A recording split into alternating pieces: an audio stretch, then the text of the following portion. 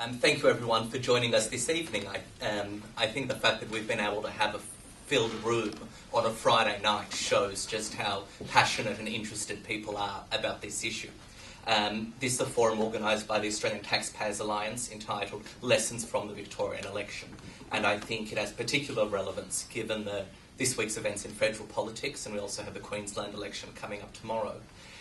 For those of you who don't know me, my name's Tim Andrews. I'm the Executive Director of the Australian Taxpayers Alliance. We are a free market, pro-liberty activist group with about 25,000 members nationally. And we've put this event together because we thought it's critical to address some of these issues. And we are completely non-partisan. And I would encourage everyone who isn't a member to visit our website, which is taxpayers.org.au/just taxpayers.org.au. So check out our website and please join us if you believe in the principles of small government, liberty, less tax.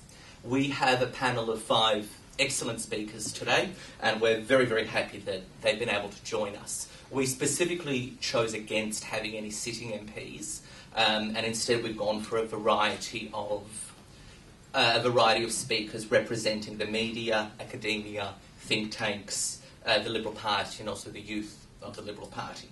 And we think that's me. That's me.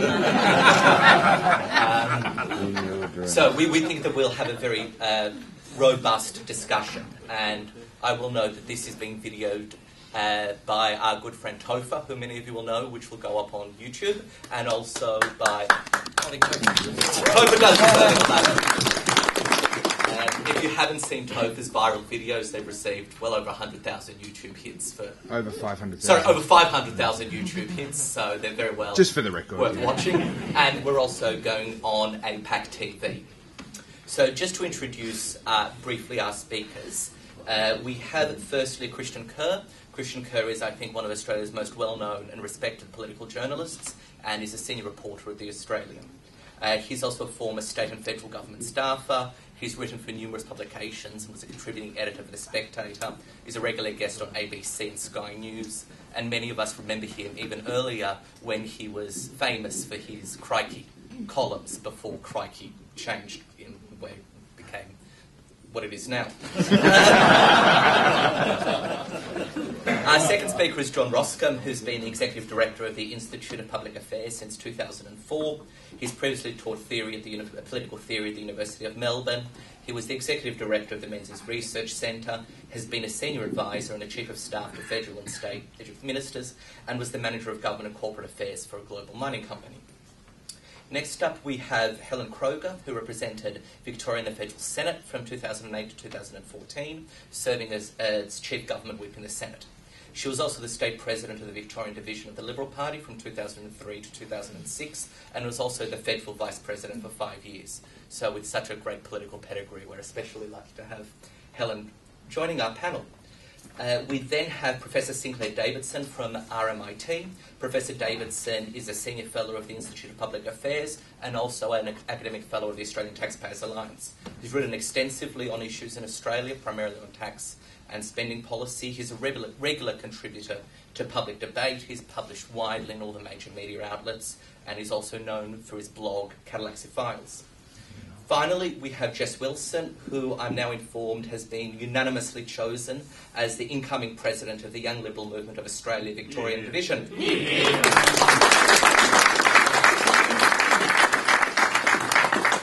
She is also the former president of the Monash University Liberal Club and works as a consultant at KPMG. So the format of this evening will be as follows. We'll firstly have each speaker will give a short introductory remarks of about 8 to 10 minutes. Following that, we will have some moderated questions from the chair, which is me.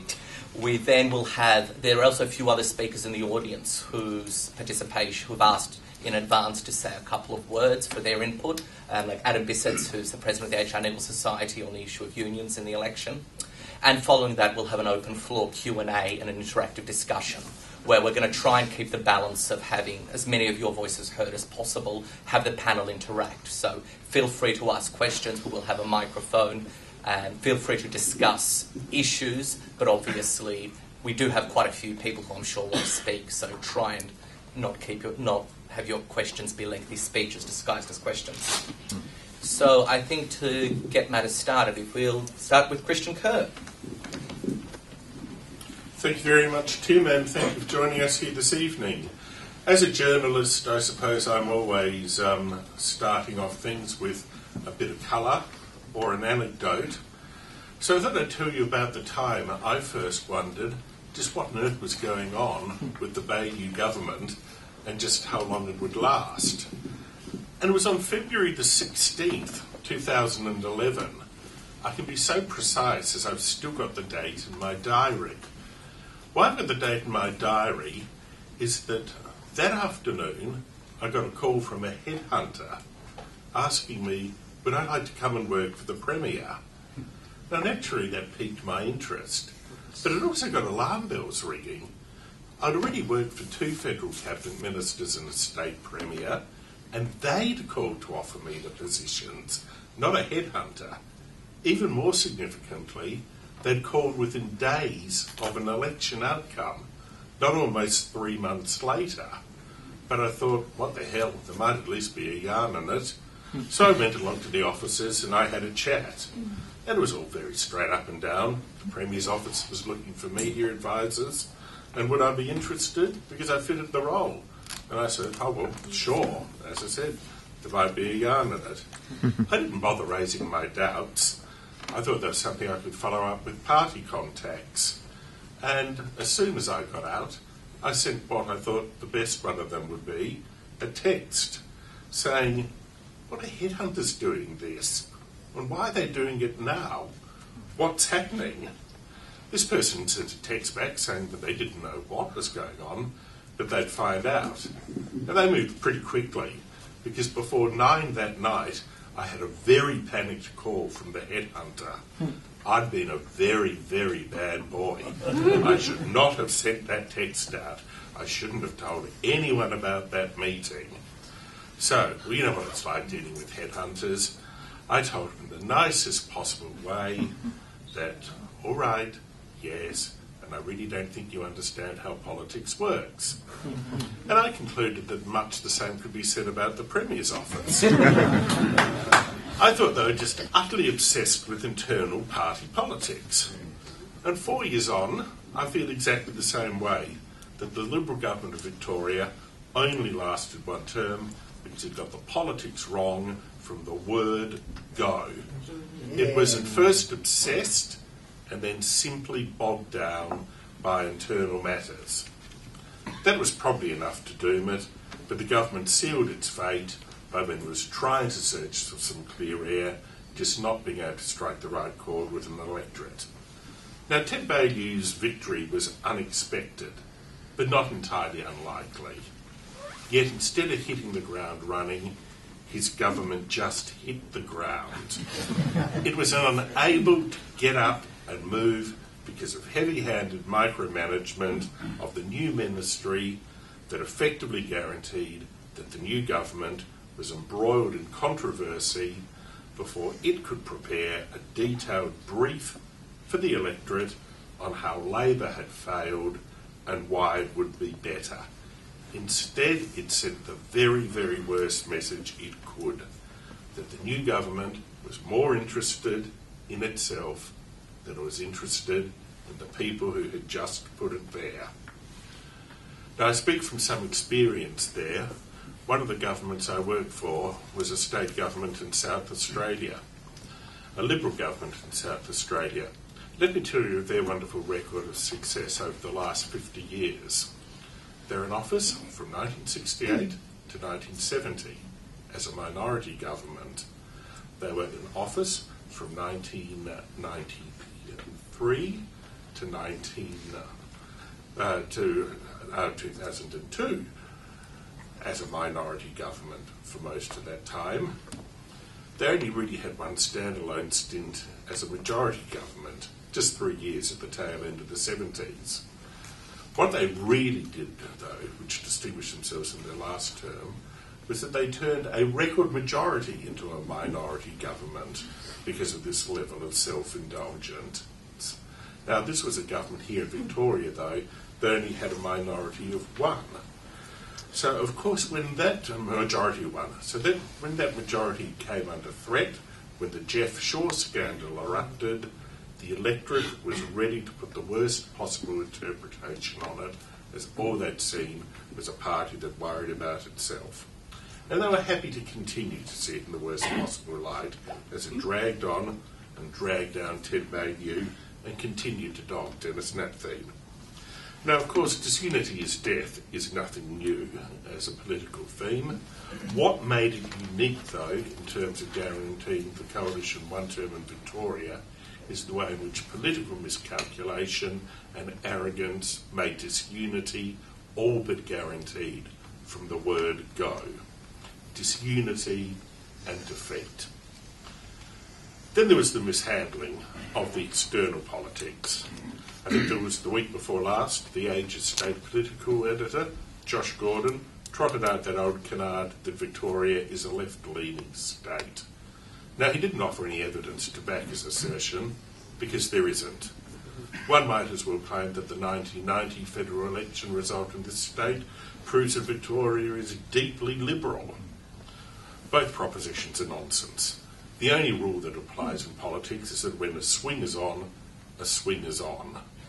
There's a slightly lesser rule, because it just doesn't quite work so consistently, but it's still true in many ways, and that's that there are enough voters out there prepared to belt state parties for the sins of their federal colleagues.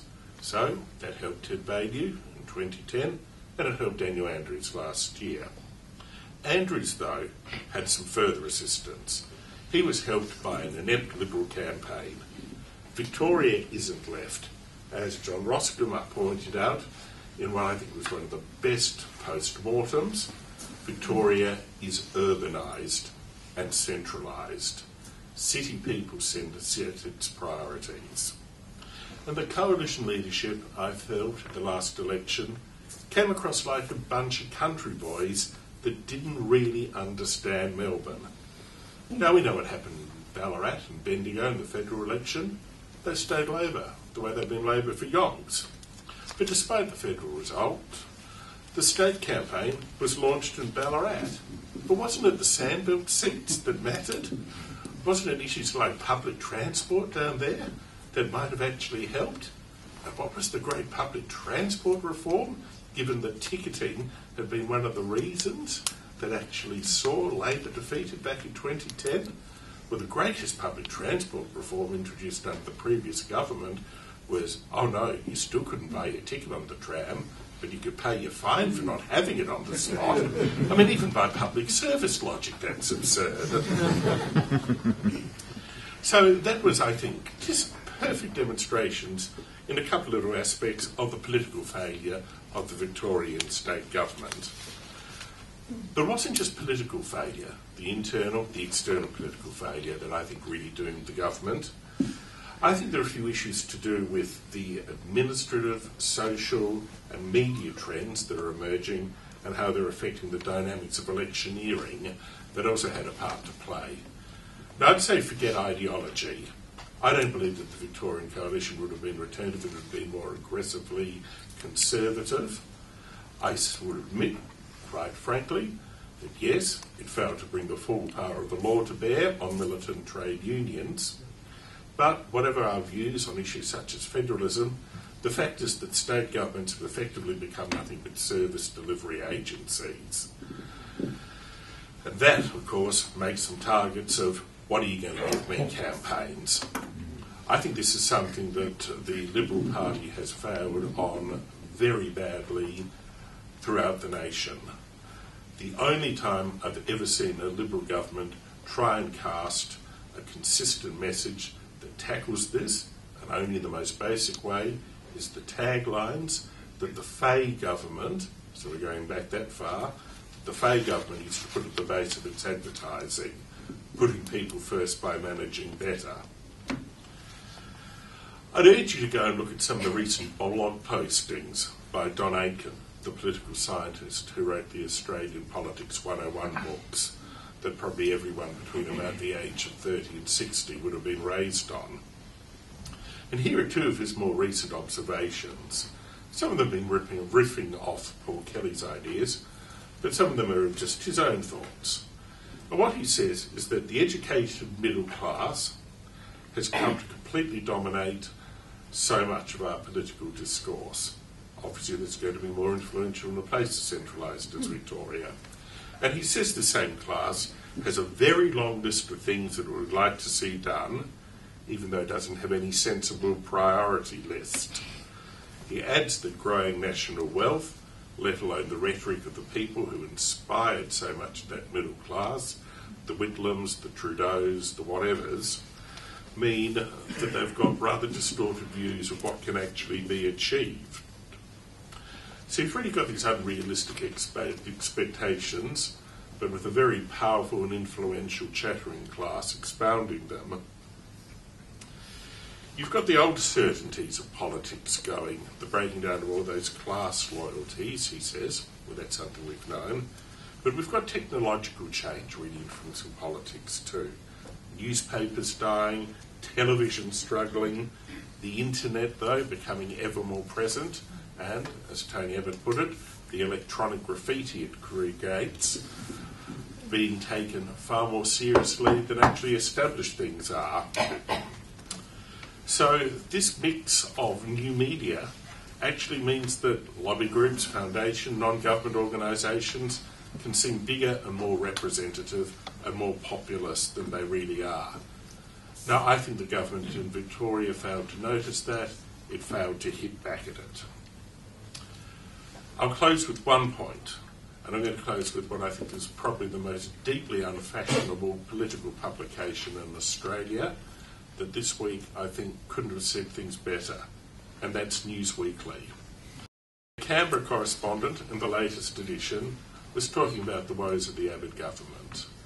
It was talking about the woes of the Abbott government before this week, of course, but what they wrote, I think, is just the absolute basic rule that all governments should be following now. And what they said is, modern government is bewilderingly complex, is heavily scrutinised by mainstream and now amateur social media agitators, and any policies to reform, say, health and welfare are thwarted at every turn by vested interest groups. On the other hand, all governments are saddled with challenges, hurdles and roadblocks, and it's up to the government of the day to manage the politics and explain its agenda to the people. I don't think the government of Victoria, the coalition government of Victoria, ever really properly began on that task.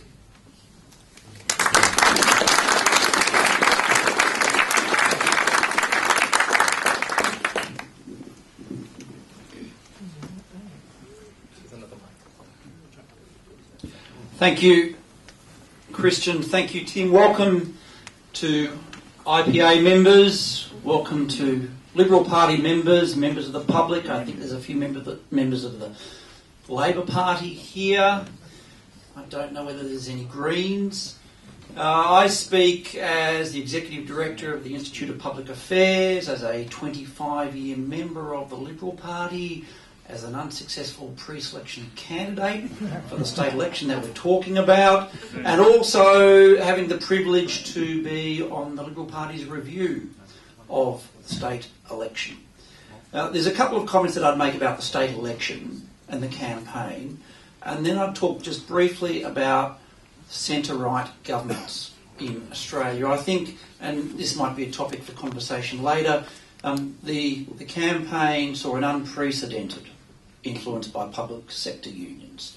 And it was unprecedented in recent times, not perhaps compared to the 1960s or 1970s, but we have the Americanisation of campaigning as perhaps we've always had, and that was a key factor. That was something that happened. Something that didn't happen in the campaign was, I would argue, that the government never defined the opponent. And when I say the government, the then Baillieu government.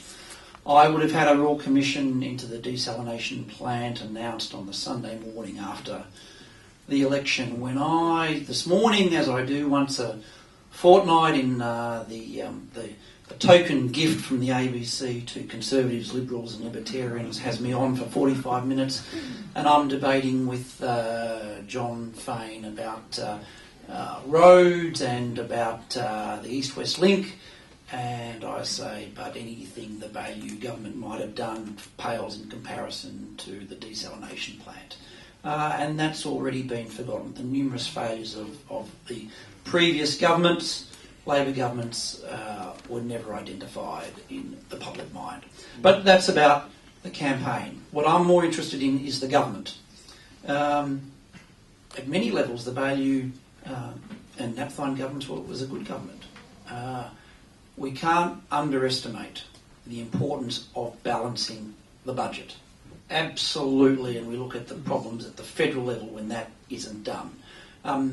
But we, and I'll say we on the right broadly, have failed, and I think the government, the value government, failed when it didn't explain what is the point of balancing the budget. And it comes to the question that Victoria faces, that Queenslanders are facing tomorrow, that Australia is facing, which is the legacy of debt we are leaving to young people. And as Neil Ferguson, the great Neil Ferguson said, if any young person in the US knows what's good for them, they would vote for the Tea Party.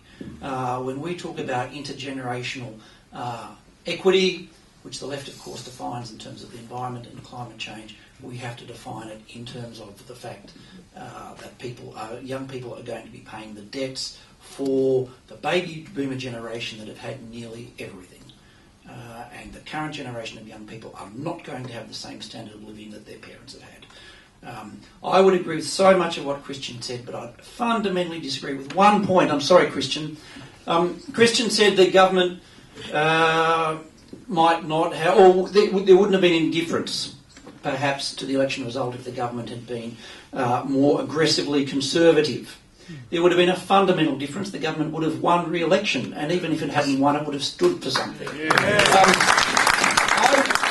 I wouldn't use the term conservative. I would use the term aggressively conservative, liberal, libertarian, free market, whatever conjunction of terms you might like to use. But I'm a Liberal Party member, and I'm committed to the IPA because I believe our policies are best for people. And they are best to improve the standard of living of everyone. And that was not communicated. The Baillie Napthine government didn't do many things that the right these days, doesn't do often. Talk about money. But budget deficits come and go. Freedom of speech, once it's lost, is never got back. The idea that the quality of life is defined by the roads we build. No, the quality of life is defined by the time you have with your family. Everything was defined by money, and if ever the right defines itself by money, then it is going to lose elections because the Australian public know there's one side of politics that spends money better than we do, that doesn't care about spending money and usually spends more money, and that's the left. I am absolutely of the view that a committed philosophical, ideological position that would have said an education system that gives real choice to parents would have made a huge difference. I worked for the Kennett government, in government and then before that in opposition. In 1992, when Kennett was elected on the 3rd of October, more than 50% of teachers voted for the coalition. That puts a lie to the fact that public sector unions are always going to vote for Labor, that those employed by the state are always going to vote for a left-wing party. Teachers, nurses, doctors, fireys, AMBOs are just as passionate about their families as we are.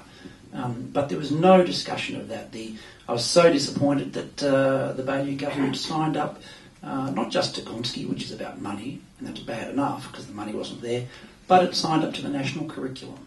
As in fact in every Conservative government, the idea that the national curriculum should be teaching our children about sustainability is just very alarming, and I see it now with my children. So we have these challenges. For me, the issue is not the campaign, the issue is what does a centre-right government do? A broader question which we won't answer tonight is how does a nominally centre-right party, how does a nominally centre-right government end up in a position such as this? That's a discussion for another day. The idea that any party should govern from the centre, I think, is abominable. You govern according to your principles, and the left normally governs according to their principles better. And if you're of the right and you're told to govern from the centre and the centre has moved to the left, what do you do? I mean, at a federal level, I'm so concerned when we define now freedom of speech as a barnacle. These are fundamental questions, and we have to understand the concerns of people. I was chatting to Gary Morgan just before I came in, this wonderful place, and he pointed out that if you look at the real level of unemployment, not the one measured by the ABS, the real level of unemployment and underemployment in Victoria is about 20%. Now, an aggressively conservative, liberal, free market, libertarian position would have reduced taxes, reduced regulation, allowed businesses to employ people, and would have generated economic growth and would have won handsomely the last election.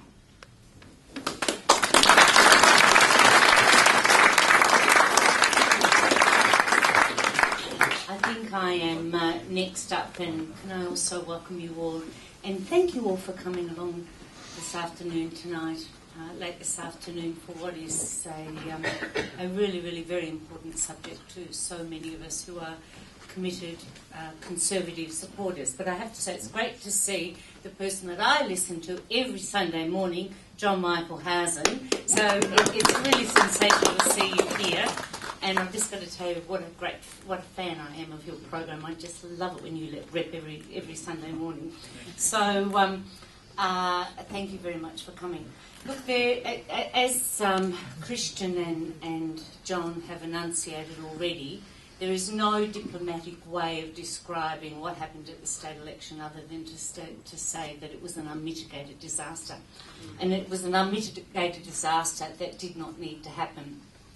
As we all know, but just to remind you, we were the first one-term government since 1955, when John Cain Senior lost. It's good to see that we've got an alternate view up the back there.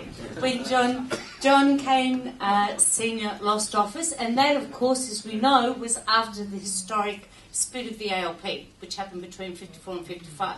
So to compare what happened in the recent state election to that is just mind-blowing, I have to say.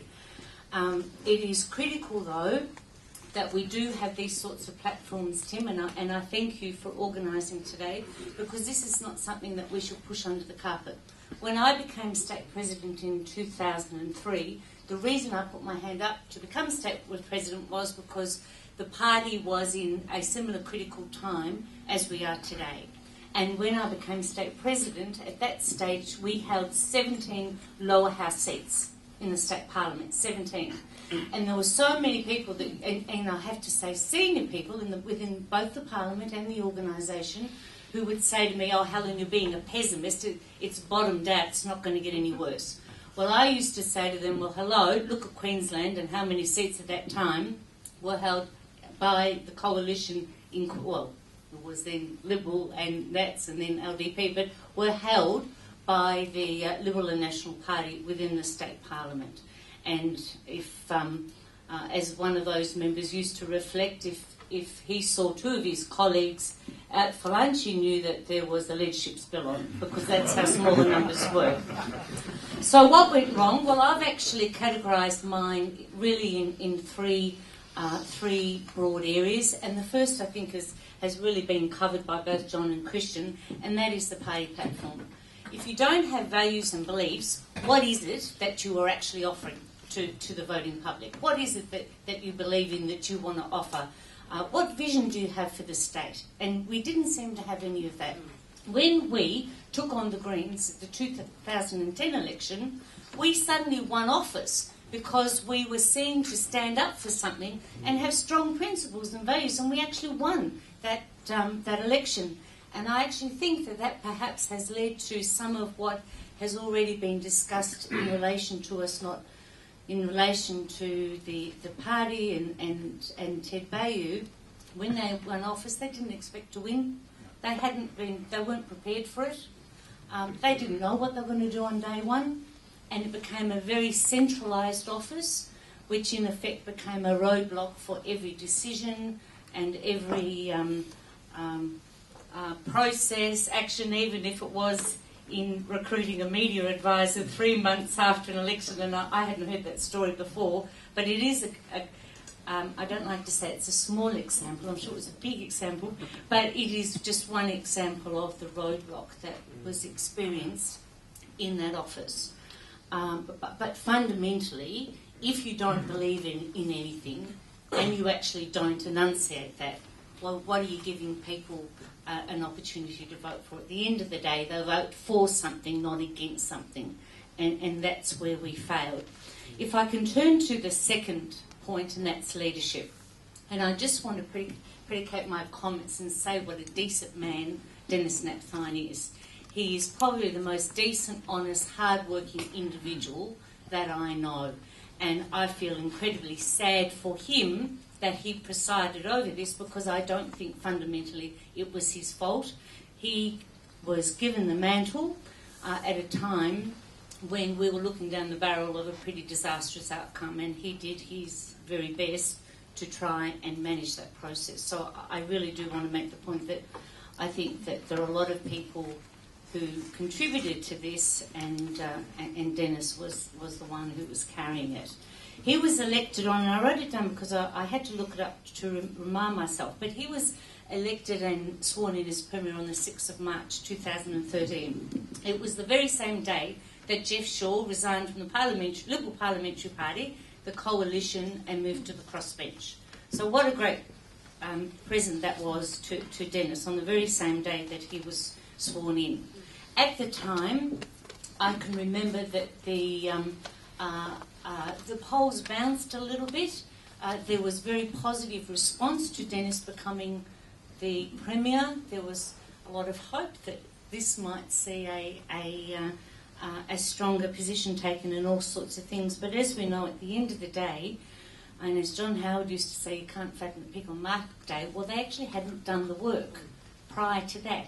And it's very hard to expedite and do that work and basically decide what it is that you believe in, what your values are, what your principles are, design policies around it, and actually deliver on that in a short space of time. And I really do believe that that was Dennis's problem. As I said, he did seek to turn this around, but I think that there are a whole swag of events that worked against him. And in relation to the Jeff Shaw one, I've got to tell you, I was puzzled. I couldn't understand what our strategic approach was, both as a parliamentary party and an organisation, to the Jeff Shaw phenomenon. Because he resigned from Parliament, yet he remained a member of the Liberal Party for some months. He actually had abdicated his responsibility to the party, and yet we still kept him close to our breast, and we wanted him there. When I asked the question why at the time, which I'm fairly outspoken on these things, when I did ask the question, I was told it was because we didn't want to upset him any further. Now that response, is that working better? So that response is yet another example of where we were too frightened to make a decision and weren't prepared to make the tough decisions which were respected, because at the end of the day I think that it is and are tough decisions that actually hold you in good stead, not that sort of approach. And if I can briefly come to the campaign, which is my third area, and I think it was sadly lacking in a number of ways. It was probably the most high campaign we've ever run in Victoria.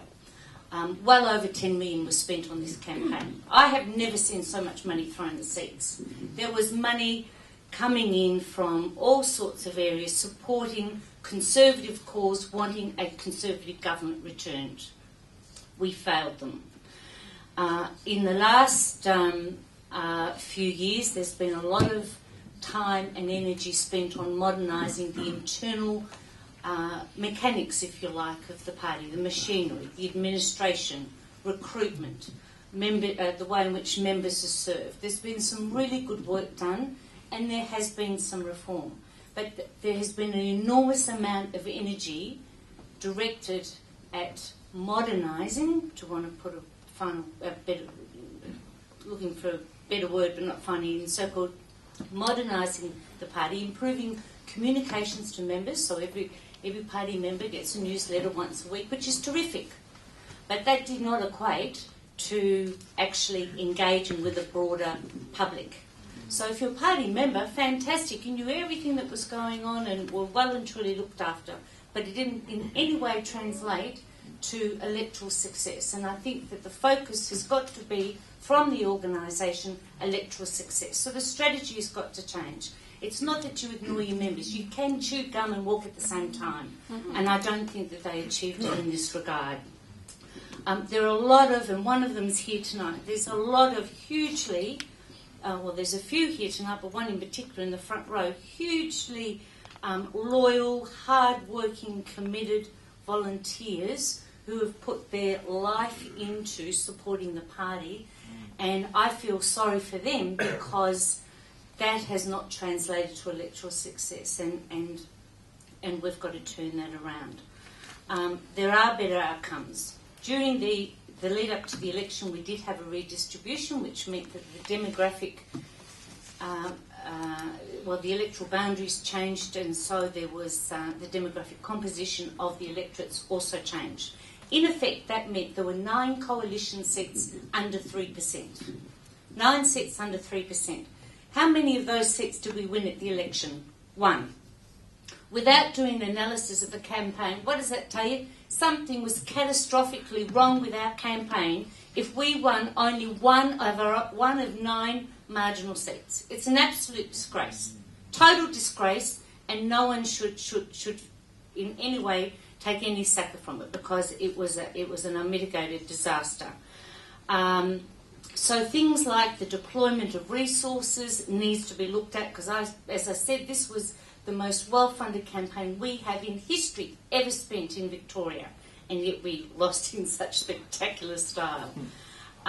We were out-campaigned by the ALP. We used conservative campaign techniques that we've used in the past. Didn't actually do us that well. I mean, I was in the Senate, lost my Senate seat at the last federal election. So we hadn't learned from that. We still applied the same processes and the same campaigning techniques. So we did direct mail. We had the wish list that the electorates put together, where we announced for each electorate what we were going to offer in the last campaign. The only problem is that a third of the population had already voted before those wish lists were announced. I mean, it's just ridiculous.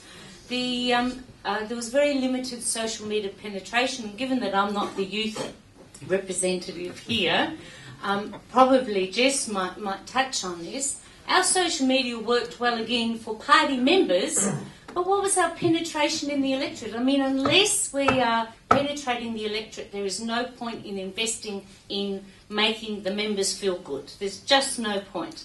If I can just touch very lightly, federal influence, yes, it played into it, but I don't think it was the determinant of the outcome.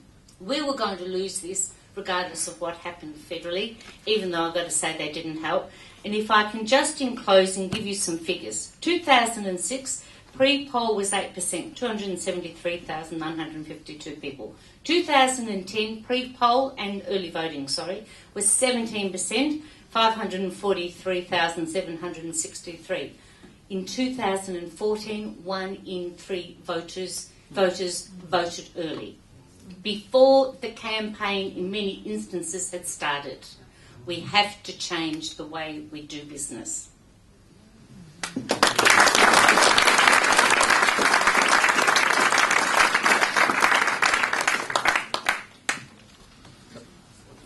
Good evening, thank you. Thank you for coming on a Friday night. I'd actually said to Tim, I don't know if anybody will turn up. We'll be talking to ourselves. So thank you all.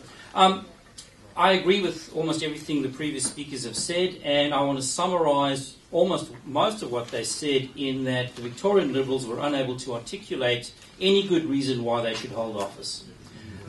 In my opinion, I'm not a member of the Liberal Party or a former staffer or anything. This has been a problem since 1999 when Jeff Kennett unexpectedly lost on the same day Carlton cheated their way to a grand final.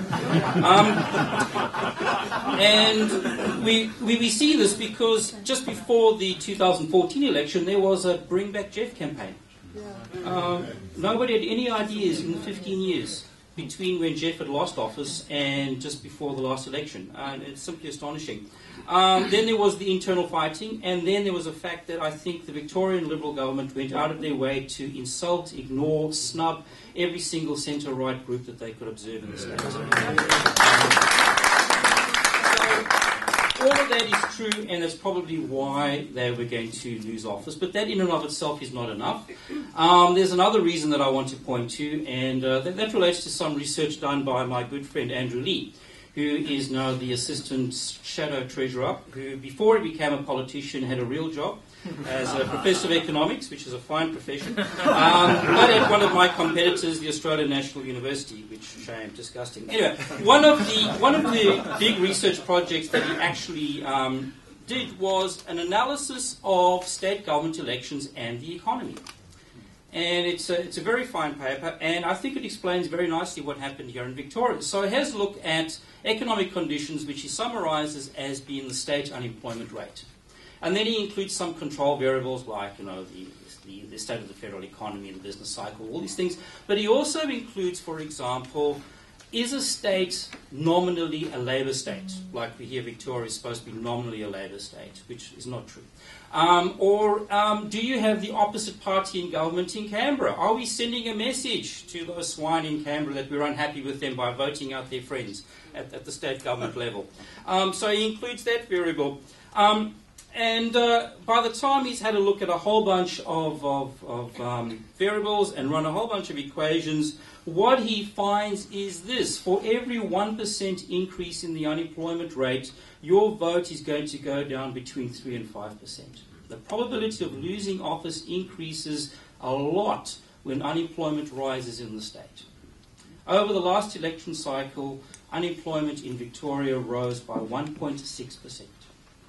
From 5.2% to 6 point something percent. Okay. So if we have a look and we think about the fact that the unconditional probability of losing any election is about 35%, if you have a look at the historical record, 35% of elections have resulted in government losing office. You add another 8 to 10% to that, there was a 45% chance that the state coalition government was going to lose the last election. Okay, so they were behind the 8 ball already. Now, you might think, well, hang on. Our economy was going gangbusters. The budget was in surplus. We've got our AAA rating. All these good things that everybody talks about that John touched on. Well, the thing is this. Having good fiscal management is a necessary but not sufficient condition to get re-elected. People don't care that much about the government books as long as they are looking good. But they want to know about employment. Are their kids going to get jobs? Youth unemployment in Australia is an absolute disgrace. So are you going to have a job? Can you earn a living and buy all the good things so you can enjoy the company of your family and friends? That is the good life. And when you're worried about getting a job, you're worried about keeping your job, and the government keeps on telling you about how wonderful our AAA rating is, there is a disconnect there. Now, please don't get me wrong, to be very clear, having a AAA rating is a good thing, having a budget in surplus is a good thing, but that is not enough to actually get you re-elected. I think here in Victoria we've got high standards about what we expect from our friends in Spring Street, and I have to say that the previous government did not meet any of those standards. They allowed themselves to get boxed in on so many levels. So when people are worried about youth unemployment, you don't cut TAFE spending and say we need to bring the budget back into surplus. Now, I don't want to say that spending money in education necessarily resolves unemployment problems, but nonetheless, it's not a good look. it doesn't go down well with the electorate. They get annoyed by that sort of thing.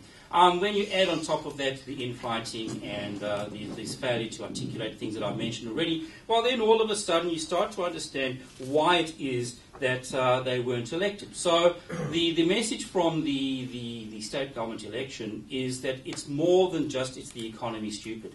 You need to articulate, as John said, why having a budget in surplus is a good thing, why having a AAA rating is a good thing, how this is going to make it easier for you to get a job, keep your job, live the good life, and so on. And then, of course, there is the cut taxes, cut red tape, cut green tape, all these good things, have royal commissions into desalination plants, send people to jail, all the things that we really should expect. In terms of other things that they could have done, the ambulance drivers campaign was an absolute disgrace. They should have adopted a hardline, no graffiti policy, stopped those ambulances from going out and prosecuted people.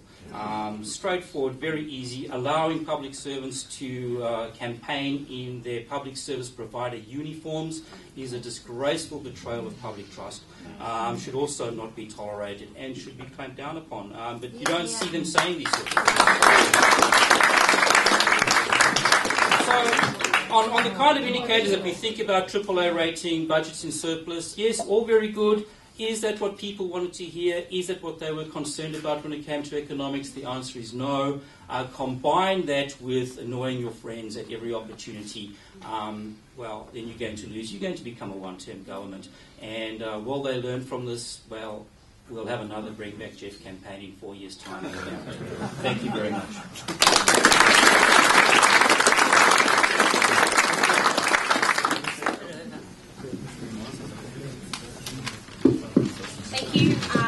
Everyone for coming, and thank you very much.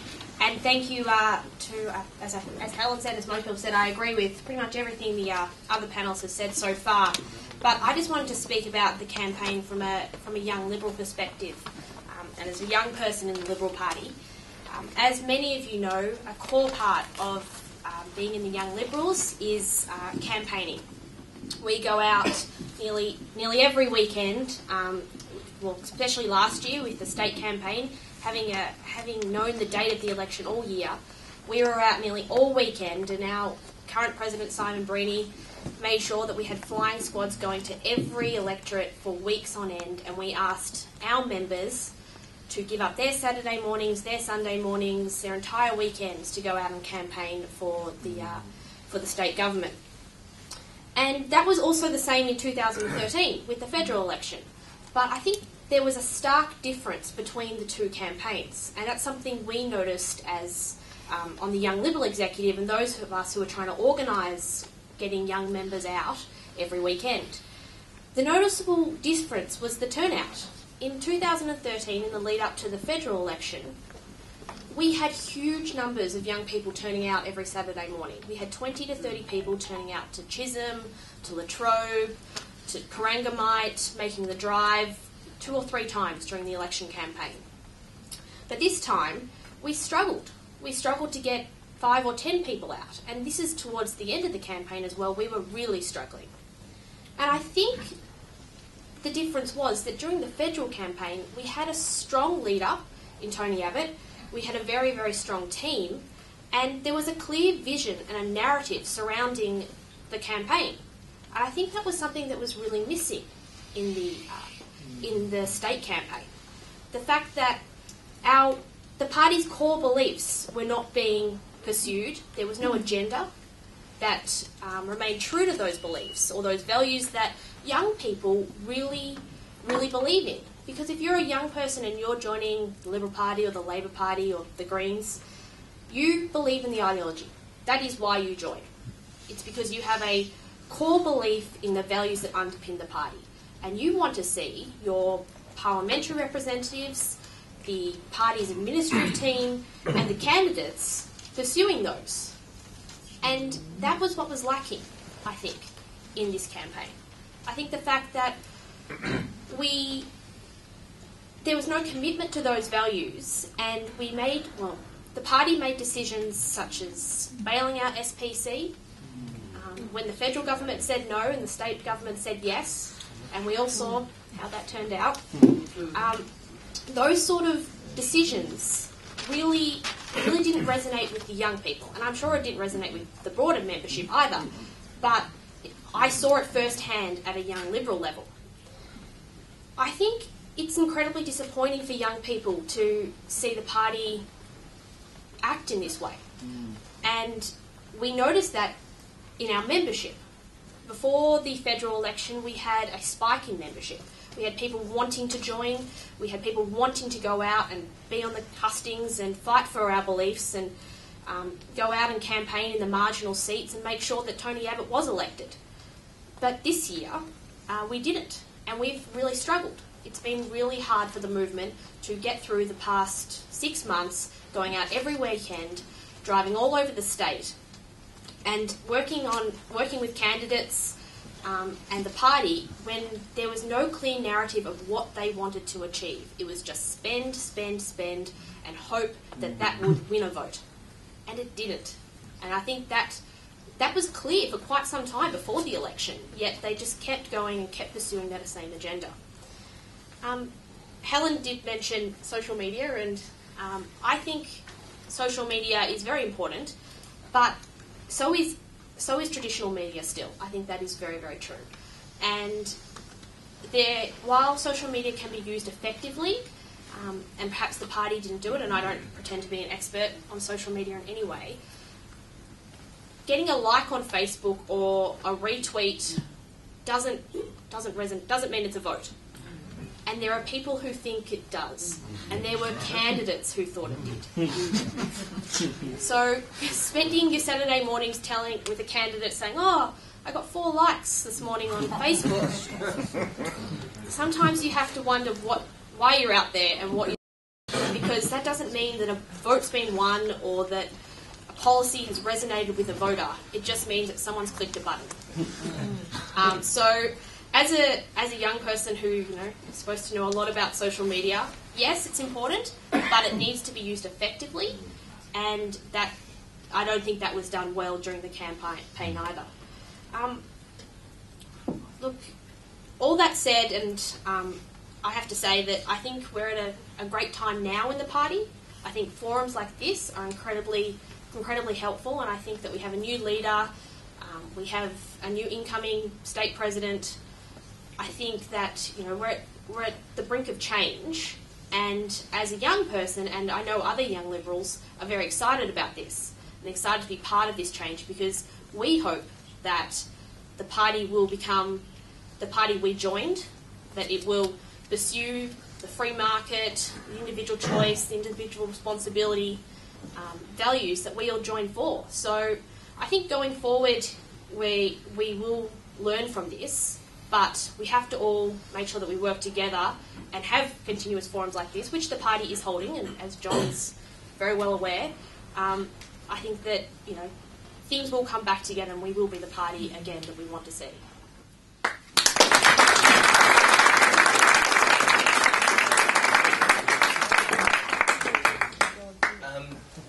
I think that this wasn't exactly what we had planned, but I think that's an excellent point to move on to one of the other issues I wanted to raise. There were 3 things that I thought were very, very interesting from my observations from this campaign. The first was looking at the numbers of the election results at the minor party vote in the Legislative Council. At the last state election, the minor party, these numbers are slight. It was a few weeks since I last checked them. But so they may have shifted. I think it was just before they finalised them. But at the last state election, the minor party vote in the upper house was 9.27%. At this state election, it was 22.04%. Just think about that. And it didn't go to the left parties. If you look at the underlying theme of these parties, they were parties that generally ran on a campaign platform of just leave us alone, government. The Christian conservative parties, especially Family First, ran very strongly on the issues such as discrimination legislation and the Labor Party's policies for the government to intervene there. Of course, the Liberal Democrats ran on a libertarian platform. and other minor parties who did well ran on this message. And then I sort of started looking at this result. It's from 9 to 22% in minor party vote increases. And there was a second thing which I noticed. We did a survey of Australian Taxpayers Alliance members in Victoria prior to the Victorian election, and we had about close to 2,000 people turn up and fill out the survey, of which about 400 were Liberal Party members. And one of the questions was, which party will you vote for in the upper house? And you could filter it by respondent, so I said it will be interesting who Liberal Party members, so active paid members of the Liberal Party, would vote for in the upper house. 40% of them said they wouldn't give their first preference to the Liberals. So it was 38 point something. They all said the second preference would go to the Liberals, but they didn't. And I thought, okay, that's a little interesting. And similarly, they just said, and we started asking questions. Why do you know, what do you believe in? And they had this whole list of policies where they said, these are why we joined the Liberal Party. This is what we stand for. Why would I go out and campaign when the government of Victoria is doing the opposite of this? So I thought that was interesting. And then I noticed when I occasionally come to Melbourne, because I'm from Sydney, I'm sorry, was a number of people who used to be good friends of mine who were members of the Liberal Party. Sort of said, so how's the campaign going? Well, I'm not participating, I'm not a member anymore. Which echoes what Jess says. And I thought that's concerning. And the key factor is pretty much what Sinclair articulated, what John articulated. The reason why Andrew Bolt said at best he could give sort of insipid support to the coalition government, because they didn't stand for anything. And I would now like to just ask a few things. I know a couple of people after the election sort of came out and wrote and sort of said, you know, why I left the Liberal Party. So I just want to get some input here. Steve, you, I remember, wrote something as to why you used to be a member of the Liberal Party and weren't anymore. Are you able to just sort of sorry for putting you on the spot, but since you're standing at the back and help us out with a few things and have a microphone, I believe, could you maybe just quickly explain why you were a member and aren't any longer? Sure. I joined around the time of the federal election in 2010, and I really have to agree with Jess that I joined because there was a clear pro-Liberal message. I joined because I thought freedom of speech was important. I joined because I thought the Labor Party was spending away our future. And I left somewhere around halfway through this year because I thought none of that was present in the Victorian Party at all. The Victorian Party was opposed to freedom of speech, as far as I could tell, and it certainly wasn't very interested in spending less of my money. It was quite interested in spending a lot more of it, in fact, as far as I could tell. All I could get from my emails from my local member was how much of my money he was promising to spend. I'd had enough, and I decided I wanted to leave. So I did. Would you like to respond as to why people...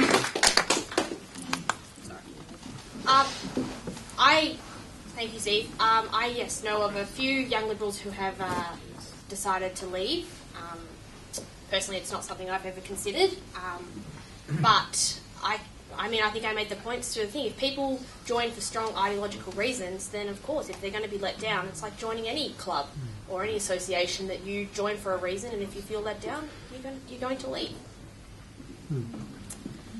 Look, I think what you said sort of says it all. I know in the lead up to the federal election there was a real membership spike across the board in Victoria, significantly more members, and I don't know what the status of that is now post the state election. I am aware of a number of people who have resigned from the Liberal Party because they were concerned about our stand on 18C and other such issues. So I don't think you're a Robinson Crusoe, but if I can say, just stay with us and change from within. And that's, let me tell you, even in the Senate, there are a lot of things I ended up supporting in the Senate as a part of the coalition staying inside a team, trying to change things behind the scene, and in some ways we might have done that, in other ways not so. But I think that the way things are standing federally at the moment may well see a different approach taken, where the views such as those that you're saying may resonate in a different focus, different direction. One of the second things that came out to some degree was the role of unions in the election. We have also with us the president of Adam Bissett's the president of the H.R. Nichols Society. The H.R. Nichols Society, which, as many of you would know, has been at the forefront of industrial relations reform in Australia and the union issue. And I know Adam indicated that he wanted to say a few words. I'm not sure how we can get the mic to Adam, but we do the roaming mic. I indicated I'd say a few words because I was invited to.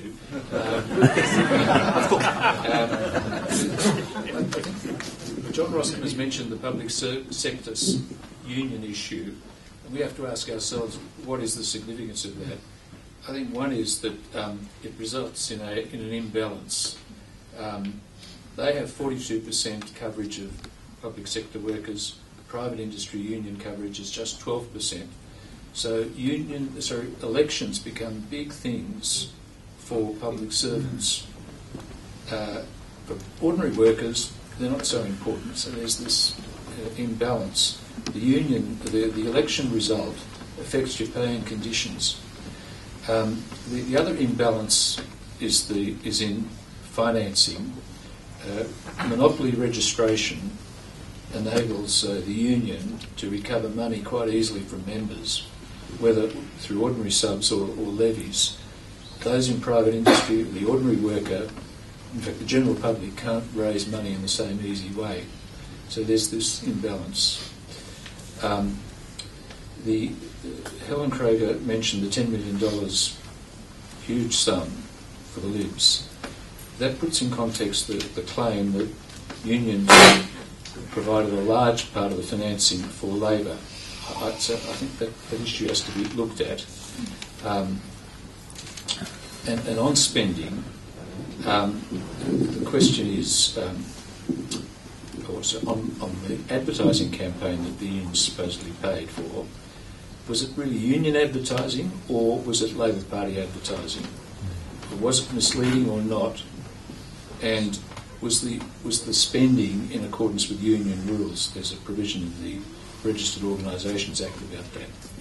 So there's a bit of research to be done there on that aspect.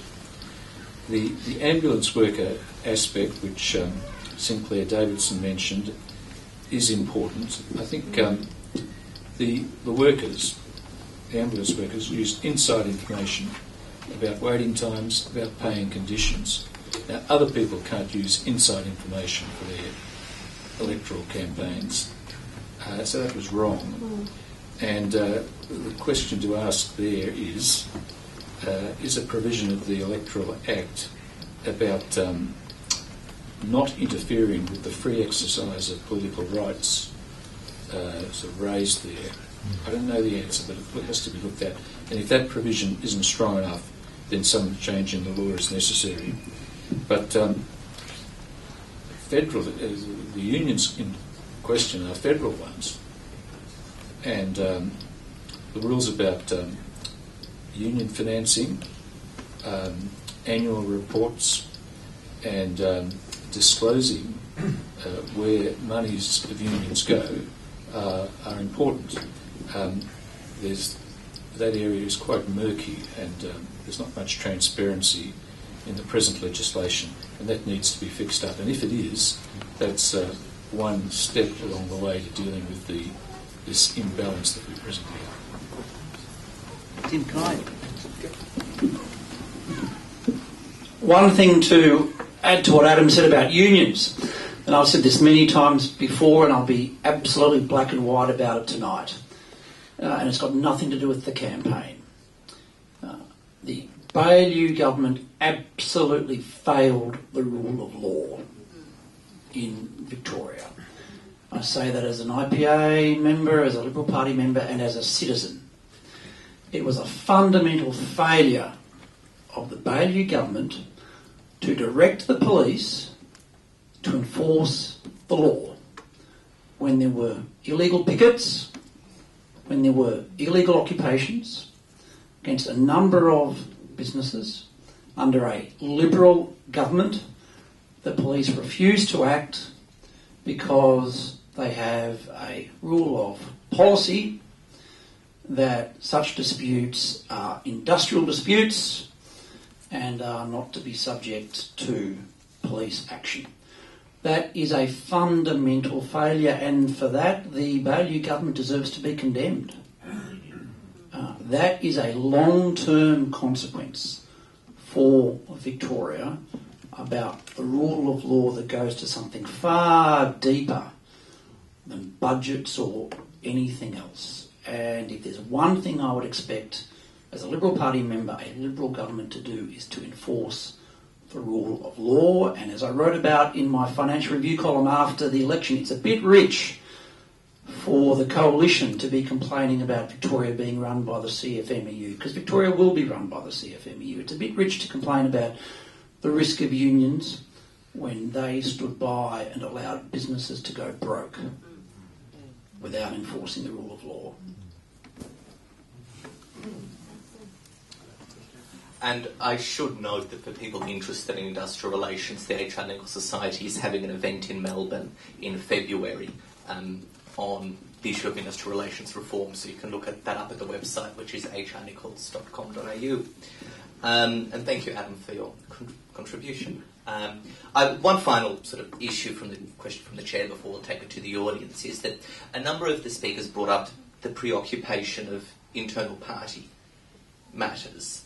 And one of the things that I found interesting, and there are obvious federal parallels here, was the degree of centralisation which we saw at the beginning, particularly of the Baillieu government, which goes down to the level of staff appointments, of pretty much everything, which was centralised. And this was, in a degree, sort of unprecedented, I think, especially on a side of politics that believes in sort of decentralisation, individual rights, etc. And you can argue that you see the effects of this through the campaign, where people aren't trusted, staff, campaigners aren't trusted to do anything. And this degree of centralisation, which also some have argued, has led to a culture of yes men, and a culture whereby you don't see robust internal party debate at the ministerial level, because people know that if you speak up against the leader, your job's not going to be very secure. And so you have a very, very different dynamic inside, so it's been argued, inside the party room. And that leads to strategic mistakes.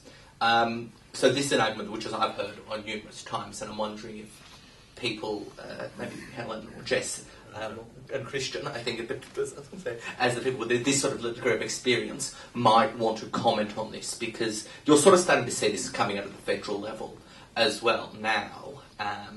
And I think it's something that is worth exploring. Very briefly, because I've already spoken a little bit, you're absolutely right. The centralisation of decision-making and determination of strategy and parliamentary direction, if you like, is very dangerous. But it's not just a question of ministers, not them wanting to speak up because they're concerned about their portfolios and their futures. It resonates back down to the backbench. But the more fundamental is to ensure that the appropriate discussion is being held within the parliamentary parties, within those party rooms, and that is not always the case.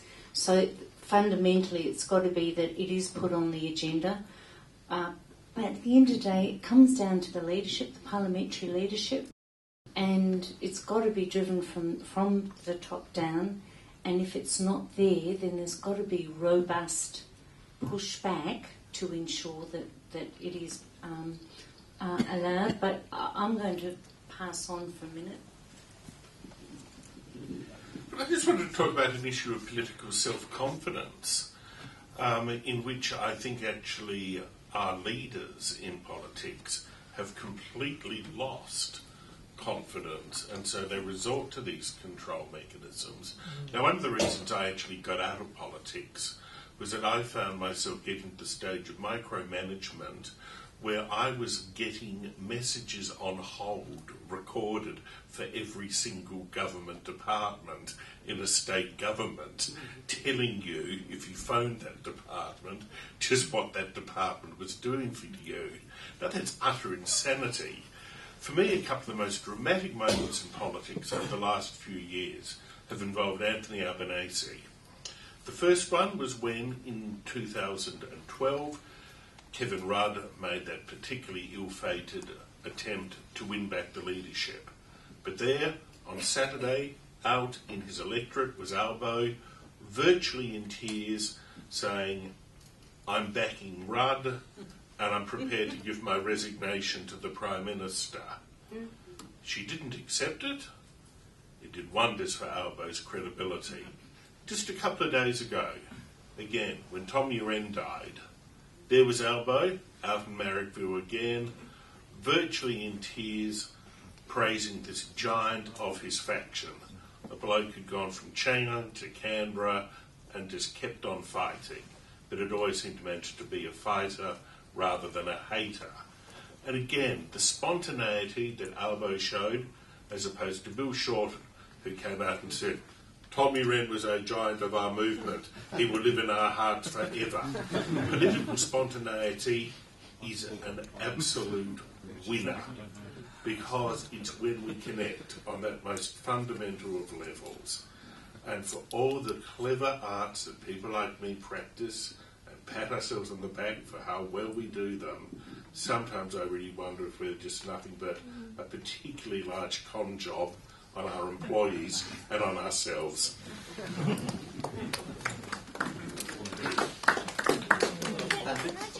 Can I just add something to that, though? Having been in the political landscape myself for a few years, you're kind of damned if you do and you're damned if you don't.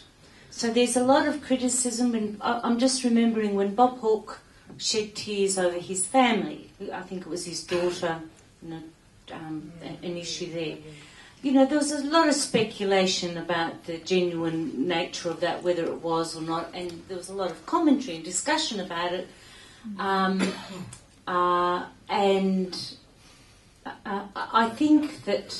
I actually think the nature of media has changed to the extent in which it is critiquing every utterance that any person makes, and so now you're very cautious about what you say. I mean, I can come on now and be, freewheel a little bit. I wouldn't have done that when I was in the Senate, because I know that some phrase or statement that I made would come back to bite me, maybe in 2 years' time, maybe in 4 years' time, but I would wear it. So it's kind of the nature of the beast now that you overmanage what you do yourself, and that would be particularly the case with leaders, I would think, Christian. I just want to jump into an angle here, which is something I read last year which absolutely fascinated me. Because what are the two things that gets people's passions up the most? It's politics and it's sport. Don't ask me what I was doing reading a London Daily Telegraph report on an Arsenal match, because I don't follow the Premier League at all. But their manager, Arsene Wenger, made this incredible comment about the reporting of football and how people respond to the reporting of football. And he said that we've moved from a thinking society to an emotional society, and that we'd actually lost our sense of perspective on events because we seem to think that there was a requirement for instant reactions and opinions. Now, I think that's a challenge for politicians. I think it's a challenge for spin doctors. I think it's a challenge for people like me who'd like to think that we're polity media. And I think it's something that we are all failing to take on board. But I think one of the reasons why we're failing to take on board is that we haven't even woken up to the fact that it's there as an issue. So yes, I agree with Helen about the fact that we will jump on you and we will rip you apart if there's the slightest lapse. But at the same time, there is this massive demand for authenticity, and I think the resentment at this lack of authenticity is creating what I can only describe as political nihilism, where we just want to give them a kicking and we don't really care who we're giving a kicking to. And of course another side effect of that is the growth of the vote of the minor parties, which is something I can't see diminishing. It's now time for us to go to the floor. We have many questions, I'm sure. We have one microphone over roaming microphone. This may be a little bit tricky, but we're going to try and do it anyway. If you could please try and speak into the mic. Hi, my name's Christine Stowe, Councillor for City of Whittlesea. Whenever we were out campaigning, all I heard was that Liberal Party kicking the guts out of TAFE. There's no jobs for kids. So I think the ALP had a very short, sharp, clear, emotional message, and we failed to, and it connected to people. We failed to connect to people. The other question I have is about, or a question that I have is about the councils, local councils, and money that they put into campaigning. The City of Whittlesea, before I came on board, actually mounted a campaign against the Liberal Party. It was a disguised Access Denied campaign, and similarly, the City of Melbourne, I think, mounted the campaign with that VIC Frestecki, whatever her name is, Jackie Frestecki, and against the East-West link, which was our major piece of infrastructure. That to me is similar to what the unions are doing as well. And an ambulance ramming a candidate's car, that's just not on. Really lost respect for the ambulances. But my question is around the council offices or the council spending money on campaigns disguised as non-political campaigns. Can I make a brief response to that? Couldn't agree more. I drive through Richmond nearly every day, and the council there have very politically targeted banners, huge targeted banners that cover two-storey building all across the face. And I think it's something that as a state government we should look at, and we should look at funding on the basis of it, because it is, to me, ratepayers don't pay their rates to go towards banners and political advertising, which is what it's all about, and they should be held to account for it, and they haven't been. But it's just the same as the ambos and the graffiti on the ambulances. We haven't done anything about this, and it's to our eternal shame that we haven't. But couldn't agree more. Look, can I just jump in here too? Because I was fascinated by the local government campaigns against the East-West link. And I was fascinated as, thank God, a resident of the City of Melbourne rather than a ratepayer across the other side of the road in Yarra. But every time I take my kids to school, I cross that massive barrier that's Alexandra Parade. Every time I do things on weekends, again with the children, it's that massive barrier. Here were people who seem to deny, quite willfully, that there were actually people in the city of Melbourne and in the state of Victoria who mightn't be able to hop on the tram to go into the CBD, who weren't a 40-minute walk from the CBD or less, who couldn't jump on the bike the way I can jump on the bike and be at my office in under 15 minutes. It was so intellectually dishonest. People don't actually necessarily make all their trips from the inner city to the CBD. And yet they weren't caught out on that. They weren't caught out in the fact that they actually take vehicles off the roads that bisect and destroy the character of their local area. You know, the concept that goods need to be transported by road. You can't necessarily put them on a bus, even if it's your flat-pack furniture. And I promise you, I've actually tried taking it back from IKEA in Richmond that way. It didn't work. But that sort of thing was not put back by the state government. It was one of those ones where they just ran up the white flag. And just think about that prank. When was it? Only the beginning of last week? Down by the zoo? Where the tram ran into the beer truck. Here's our sole link knocked out of action for most of the day. And look at that sole link. You go a couple of 100 metres down the hill and you've got freeway. It's a single lane road. goes up to 2 lanes round the uni, you crawl through Carlton, then you get to that horrible bit of Alexandra Parade, and then you get all the snows before you get onto the Eastern, and God help if you want to go down Horrell Street. Where was the government calling out the councils on things like that? They got away with the most facile, emotive and intellectually dishonest arguments conceivable. Was always get on a bike. They never in business. I did business all over Melbourne. And the only way you can carry on business in Melbourne is a car, and your tradies have got to have a ute. Otherwise they don't get there. Thank you. And even Bill Shorten has one. I'd just like to address a question. It doesn't seem to have been touched on to a great degree, on the matter of charisma amongst the Liberal Party politicians in Victoria, at least anyway. How important, John Roskam's a good one to answer this, how important do you think charisma was in the last, or let's say lack of charisma?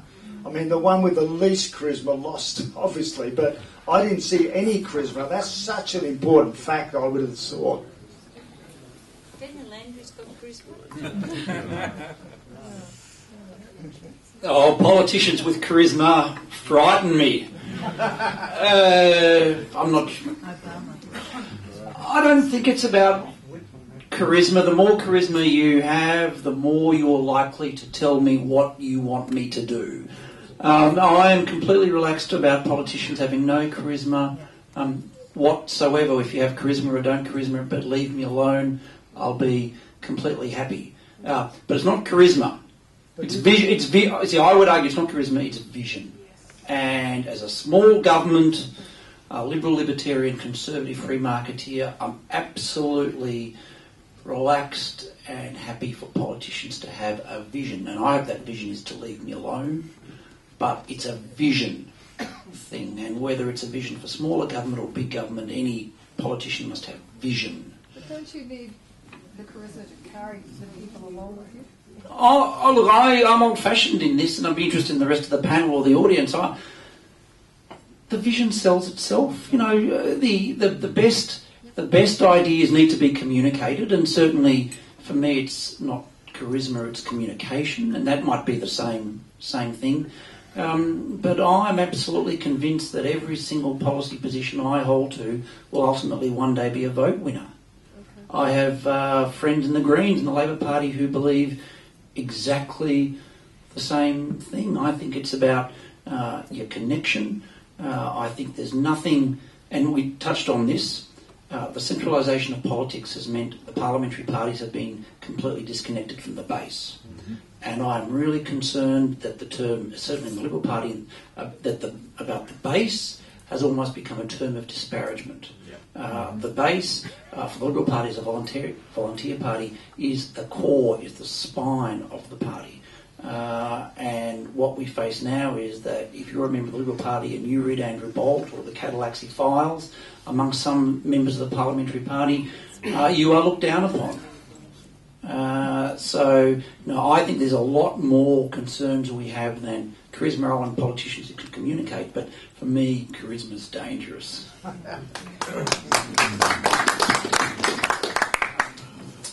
I had lunch before Christmas, and there was a Federal Cabinet Minister at the lunch.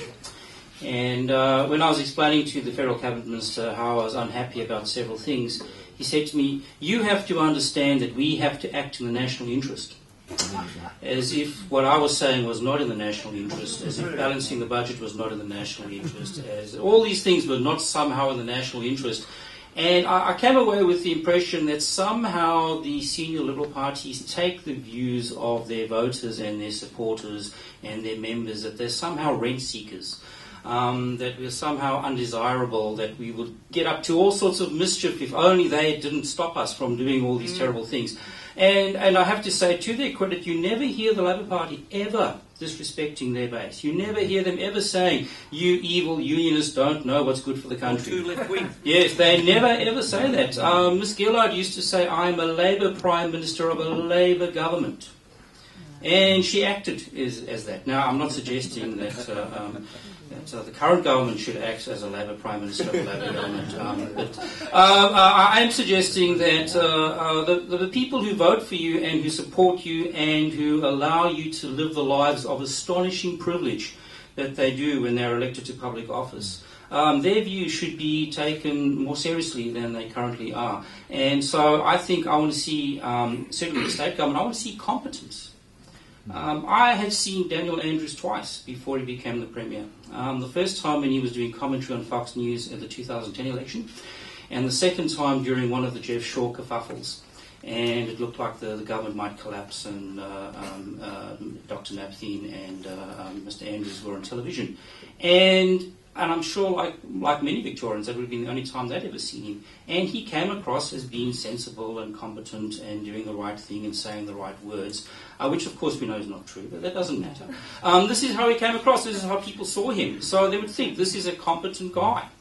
And that's what you want in a politician. The great philosopher Michael Oakeshott once said, "It is bad enough that we have to listen to people's dreams, but we don't have to live them." And so I don't want to live politicians' dreams. I just want them to be competent, take away the garbage, run the hospital system, make sure the police are locking up criminals. These are the things that we want from our politicians, and it is not too much to ask. I think that's... Just very quickly on that, we've been attacking Daniel Andrews. I'm going to defend him for a moment. I don't want Daniel Andrews to have charisma, but Daniel Andrews said something remarkably sensible a couple of weeks ago. He said something that maybe Liberal politicians have said, but I have never heard them say. Daniel Andrews will not be good for Victoria, but he said something that absolutely struck a chord with me, and I only wish a Liberal politician had said it, and it was about McDonald's at the Children's Hospital.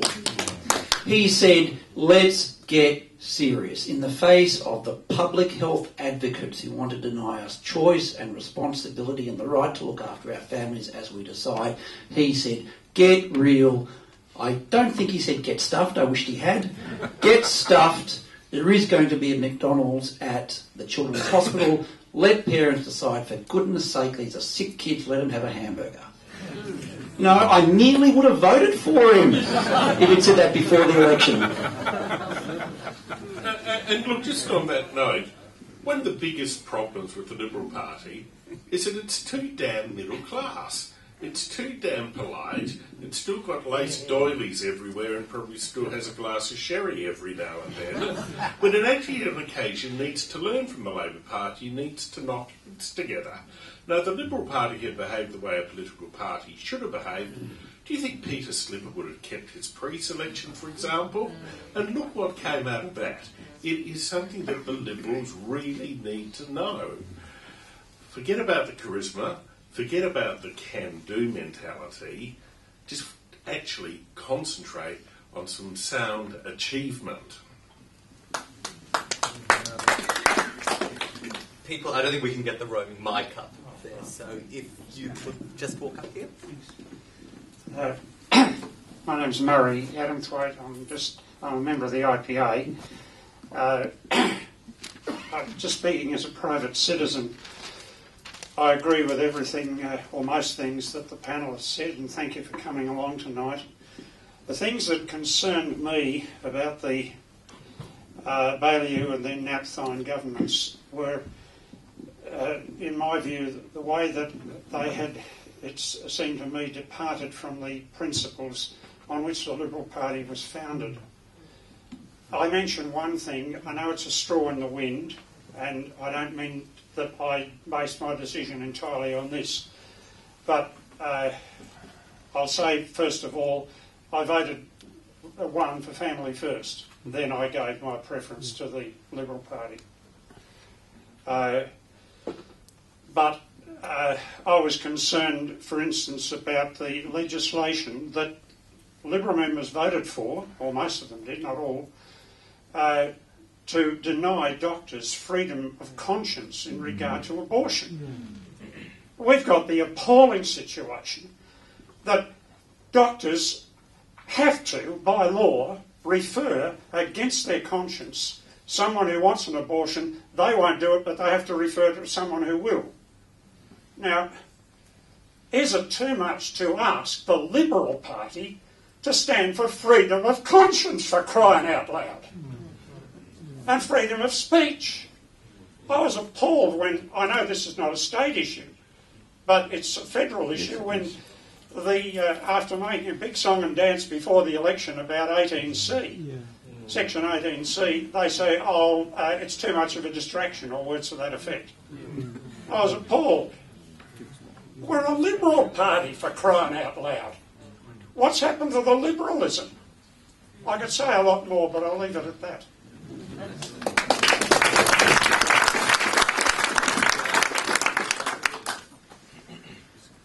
So, just adding to that, the abortion issue that I found that was most outrageous was that the politicians gave themselves a conscience vote to deny everybody else a conscience, which I thought was a bit outrageous. I mean, if they had voted on party lines to deny everybody else a conscience, you could say, well, okay, but to give yourself a free conscience vote to deny everybody else a conscience vote is a bit iffy, I think. The other thing that the Victorian Coalition government did along those lines was they promised to repeal the Victorian Charter of Human Rights and Responsibilities, which once they came to office they did not. And then there was the 18C issue, which, yes, is a federal issue and not a state issue per se, but our state government came out and supported the federal government in not abolishing 18C and gave very strong support. So again, it's when you're standing in the booth and you've got the how to vote card, it becomes very easy for the Liberals to slip down to number 2 spot. And don't worry, I always put Labor last. But it's always very easy for the Liberals to slip down to number 2 spot, because my view on this was very simple. Like 1993, sometimes a term in opposition is an investment in a better Liberal government in the future. And I think very much we need to think about it in those terms. What is a better investment in a good government in the future sometimes means time in opposition reflecting upon what they should be doing. And I would hope that they would use this time more productively than they did the 15 years before. But yes, I hear exactly what you say, and it is certainly troubling on those sort of conscience issues. Les? You have a loud voice, Les. You can speak up. Hello. First off, I think the panel is premature in that the Palmer Party will bring up another election very soon. Second, we know Labor are big spenders, yet the Liberals increase spending in Victoria by greater amounts than inflation, and they're doing that at the federal level at the moment. Why should classical Liberals, free marketeers, or anyone who wants a balanced budget continue to support the Liberal Party? What will change, and why not the Liberal Democrats? Yeah. Who wants to? Helen. Thanks, John. Well, at a federal level, of course, we are seeing that they are having challenges getting budget cuts, budgetary changes through the Senate, and that is that challenge is which was to offset some of the increased expenditure decisions, such as PPL and other such measures. And the NDIS, actually, that will probably be the biggest one of them all. That affects that. But can I just raise a couple of things there? And certainly at a state level, I agree. I did not understand why we were talking about responsible management in one hand, and then had what was being described as a shopping list of expenditure to try and win votes. And I think that historically, for some time now, during campaigns, that's actually what we do. We come out during the campaign and say in each of these electorates we're going to spend, and we go through this shopping list of things that we're going to spend. And I do think that I mentioned before, making tough decisions, and I think we've got to change the way that we do things, and that's fundamentally one of them, because I think you will be respected for that. If I can just talk about the Senate vote just very briefly, I think we underestimated, as a parliamentary party, the challenges that the composition of the Senate was going to throw up on the 1st of July. And a lot of legislation was put off and put on the agenda post 1 July because there was a view that we would get it through at 1 July with the new composition of the Senate, a lot of legislation. So there was very little that was actually put on the table up to 1 July. And that was a fundamental mistake, and I think that was seriously misjudged what would happen post 1 July. But I agree what you're saying. I agree with the sentiment of what you're saying. Can I add? I think it's fascinating. We've had a question from the LDP, question about Family First. As a Liberal Party member, Family First and the LDP have been fantastic for the Liberal Party. Very different policies and principles, but I'm so proud that both Bob Day and David Leenhelm are members of the IPA as well, although on some things they'll agree, but many things they'll disagree. Key question for the Liberal Party is, for a long time, not everyone, but some people, senior ranks, took the votes of Liberal Party members and the so-called base for granted because there was a view there was no one else to vote for. And there wasn't anyone else to vote for. But when you have a party, whether it's on the right or the libertarian right or on the free market or on the Family First position, that can attract the votes of potential Liberal Party supporters, it will at the very least get the Liberal Party to engage in those positions. They might not agree with them, and they certainly won't, but they'll have to engage and explain why they won't hold that positions, and I think that's really good for all the parties. It's good for democracy, and I think it's good for the discussion going forward.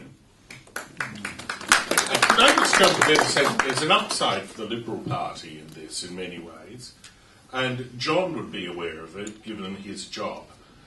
You know, the job of think tanks in many ways is to think the unthinkable, but to put it out there and show why the unthinkable in many ways is worth considering. And then political parties can adopt a version of it and pat themselves on the back and say, hey, look how we're considering these new ideas, but then turning them into a sensible, middle-of-the-road proposition. When you've got the Liberal Democrats out there, when you've got Family First out there, and bizarrely, but I think you've got to consider them the same mouthful, when you've got the Sex Party out there with libertarian attitudes on many things, I think you've suddenly got the Liberal Party who can do a little bit of cherry picking and saying again, we're going for the sensible centre, we're going for good old traditional one nation conservatism, whatever you want to put it.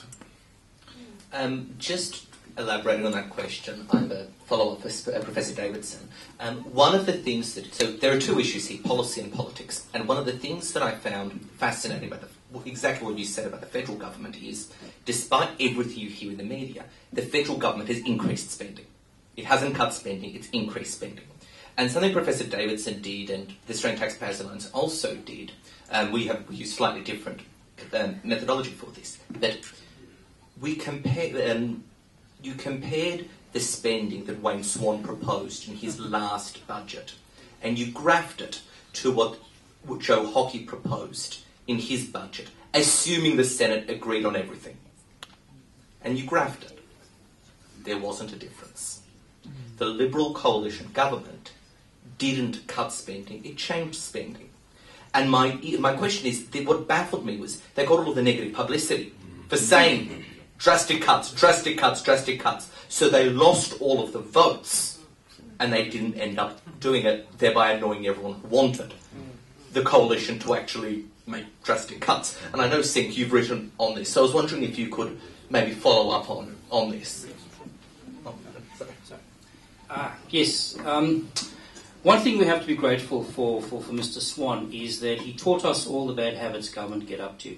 And I think the population are now sort of savvy to the sorts of things that happen in Canberra with budget papers. And silly buggers is a phrase that comes to mind.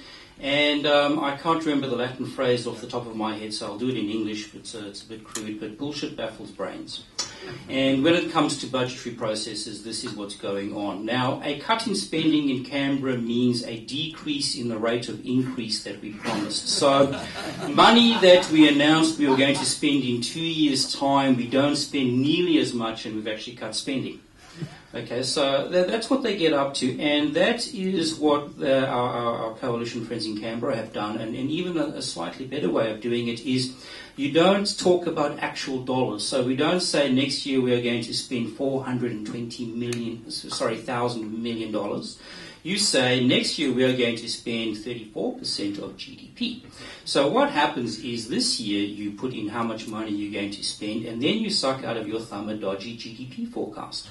And if you suck out a high enough GDP forecast, you can actually show that you have cut spending as a percentage of GDP, or you've cut spending as a rate of growth in GDP, you see. And that's what they get up to. So when you speak to Mr. Hockey and Mr. Cormann, they will say things like, we have cut spending, we have held spending to 1.8% of GDP and not more than that, and Mr. Swan was doing 2.2 and how good we are. Well, no, because there's dodgy GDP figure forecasts underneath all of that. We don't spend a percentage of GDP, we spend money. And we are spending just as much money as Mr. Swan was going to be spending if he had won office. Now, my good friend Andrew Lee is a lovely, lovely guy, but he's a politician, so he probably tells porkies. Had an article in The Australian just yesterday saying, or the day before yesterday, I think it was John, saying that if we had kept the carbon tax and the mining tax and all Mr. Swan's policies, we would have a budget surplus in 2 years' time. Well, in Mr. Swan's last budget, we were going to have a budget surplus next year. So it's all to be taken with a grain of salt. And again, it's a betrayal of trust of the public when the financial statements of the public are treated in such a way. And I have to say, unfortunately, state governments are even worse in terms of how they put out their budgets and tell you what they're spending. But yes, they play silly buggers. Mr. Hockey has reallocated spending. He has not cut spending. He's just spending money on different things. So he gets all the downside and actually none of the upside. Thanks. Look, I'd like to try and get it back onto Victoria if I could. Excuse me. Two things. One, I think Christian mentioned about feel good earlier. I think everything that's been said here tonight is fantastic, but when it comes to communicating and selling it, the Labor Party puts everything into the emotional area. Okay, I've been in sales for years, and we were told from day one, if you want to sell something, get them to make an emotional decision. If you try and get a rational decision, you'll never sell a damn thing. And selling people about balanced budgets and all that sort of thing is rational, and it's not going to work. But you have to put it, you've still got to sell it, but you've got to sell it in an emotional way, or you're never going to get anywhere. And the other thing is, I don't think enough's been said about the Jeff Shaw effect tonight, because I think he, above and beyond everything else that went wrong, and I'm not disagreeing with one word anyone said, he had more to do with the downfall of this government than anyone else on the planet.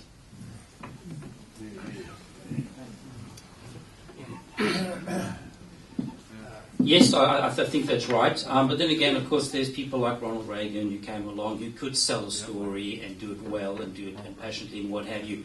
As regards Mr. Shaw, I don't want to comment on him personally. I don't know the man. But there is a problem of incentives within politics. Why is a backbencher given a car?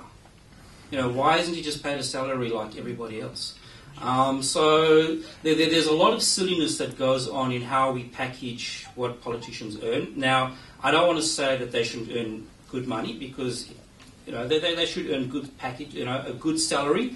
But like everybody else, if you've got work-related expenses, you claim it on your tax form, like everybody else, and the tax office takes care of it. So a lot of the non-pecuniary perks and the incentive structures that go around them are probably something that should be looked at, and of course the primary people are going to be looking at it are the people who are getting them. So it's one of those things that we have to live with, but certainly the incentive structures around abusing perks must be very high, and so people are going to abuse them, and the only way you're going to fix that is by having strong governance mechanisms in place. We see it across the board. I hear terrible stories out of Canberra about Mr. Slipper. Again, it's abuse of perk. He should just be paid a salary and be done. What he did after that was the problem. To try and get as many people in as possible before we have to leave, I think we'll take 2 questions at a time. So we have one question. I'm Anne Scott, Liberal and IPA member. Helen spoke of the election result as an unmitigated disaster. In my electorate, it was a great success. We have a member now who began in his first election with a vote of 44% primary vote and didn't win. The next time he got 48 something and did win, and after that one term he is now on 49.7. So next time we expect we won't have to worry about preferences. My question is, should we not be looking at our successes and learning lessons from those, as well as looking at what went wrong? So if we can just, I think Topher had a question as well, and we'll take them over. Somewhat on the same vein, actually. My question is mostly for Helen and for Jess. We've heard tonight that communication has been an issue, and I think everyone has identified that the communication challenges has stemmed from the fact that the party doesn't actually have a message. It doesn't have a core that it believes in anymore. You've talked about renewal, you've talked about change. In my opinion, I've lost faith in political party machines. If there is going to be change, I believe it's going to have to come by someone metaphorically nailing the 99 Thesis to the door of the church and taking a stand that is going to make them personally very unpopular, but will lead to that renewal. Is that opinion and that view wrong? Or is there perhaps, when you speak of change, do you see people who might be willing to lead a change like that and learn from the successes of the party as well? Thank you for both questions. Just touching on, I suppose, both together and what you just said before, in the fact that the Labor Party manages to communicate in a very emotional manner. And I think that was most evident in the ad that they ran that said, under the Liberal government, 9 people have died because of ambulance response times. And now if that doesn't resonate with voters, nothing else will. And I think that's something that sort of we can take out of this campaign, in that we have stopped communicating our message, both in an emotional way and in a broader narrative. And I think that we can change that. I think that parties perhaps go through these times where they do need to renew, and we do need to look at ourselves and say what needs to change. But you're right, there needs to be people who are prepared to make the hard decisions. And I think we're at a point now where most party members recognise that if we don't do it, then we're going to continue down this track, and that's just not an option. And that said, we do have successes. I think we have some great new members of Parliament. We won Ripon with Louise Staley, and she's going to be a terrific new member of the Parliament. So I think we do have successes, and we can't allow the result to forget that. But at the same time, we do need to recognise that change needs to happen, and it needs to happen right now. And it is the perfect opportunity, because we are 1 year out from a federal election, and we're 4 years out from a state election. We have the time, we have the people prepared to do it, and it may not be always popular decisions that we are going to have to make. But I think there is general recognition in the party that for too long we've been running away from the unpopular decisions, and too scared to pursue opportunities that perhaps the voters won't necessarily like at first. But if we develop the message and the narrative, I think that we will be able to bring the party back on track.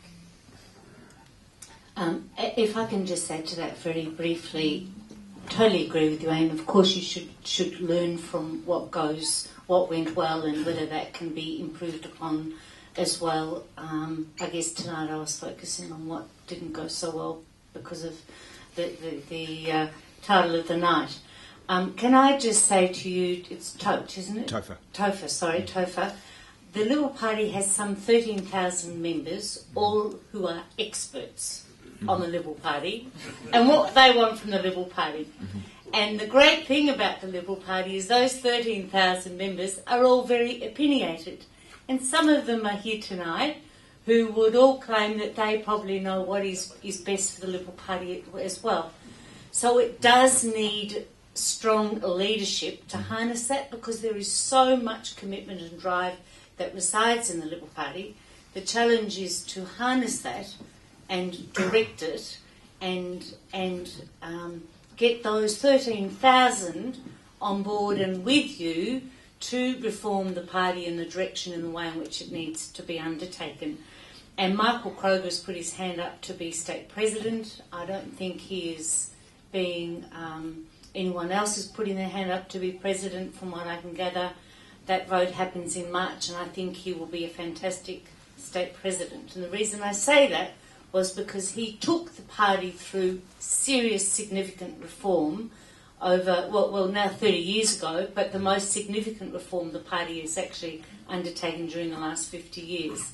And it needs someone pretty strong to be able to do that. So I have great hope for the party, but I do think that we all have got to stand up and be counted as well and be realistic that significant change has to take place. And look, just as someone who reports on the internal dynamics of parties, the Victorian Liberal Party has actually shown an amazing capacity in the past to actually change. The constitutional reforms of the last decade or so were nation-leading. I think from the point of view of the party review into the election, I think as a journalist I was fascinated to see the range of people who were put onto that and the way they would go about it. You can just tell from the names. And again, as someone who reports on the internal dynamics of parties, if you're having Michael Kroger come back as president, it shows that you're very serious about doing something. So I think it's going to be a very interesting time for the Liberal Party in Victoria. We have a cluster over there of questions, so see if we could have maybe 1, 2, 3. If you could. So 1, 2, 3 questions. Thank you very much. Sorry. Councillor Darren Pearce, City of Knox. I've been a party member for 36 years since I was 16. I see something that's not been skirted around here tonight is I've seen since 1982, and that is this party has an underlying tolerance for failure. Even when we've been in government, we accept failure within the party or machine, and especially we accept failure within the parliamentary party. I'll put it to you, there are members of the state parliamentary party that are incompetent, that in some cases are lazy, that in some cases just not up to the job, and that we now have half our safe seats tied up, I'll say it, with has-beens and deadwood. Yet we as a party, as members, continue to tolerate this. Do you agree or not? If we could just get, I think we have 2 other questions there to try and get through everybody. Hi, Roger Franklin from Quadrant. Just wondering if anybody's at all tempted to unleash the mongrels. Now, the reason I ask this is because we keep funding our enemies. Now, Christian mentioned that he realised this was a doomed government very shortly in. I realised when there was coverage of the first Premier's Literary Awards, and Ted was sitting there with Sophie Cunningham, one of the most objectionable and wretched people you can imagine, and all the crew from Crikey. And we continued to fund them. I'll give you another example. The Victorian state government handed out $50,000 to Jeff Sparrow, a Marxist. Now, if you look at the masthead for Overland, it has more deputy editors, assistant editors, right? They're all got their snouts in the trough. And come the election, they're all working social media. When are we going to get the backbone to say, look, go off and earn your own bloody money. Nobody reads you. You're a protected species.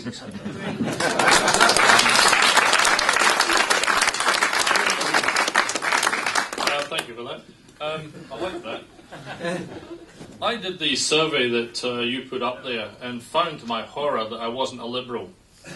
In fact, I disagreed with all but one of the points you put up there, and I voted against it. And when I saw the survey at the end, it turned out nobody else who was actually voting there was a Liberal either. The party does not listen to its membership. Exactly. It used to have policy forums, and then it cancelled them because it didn't like what its members were telling them. We had the managers who wanted to manage us, and we pros were supposed to stand out in the rain on a Saturday and try and get the votes in for the dead wood that Darren has pointed out is there. I went to my local member with 3 points, and he basically said, I agree with all of them, but I can't do anything to help you.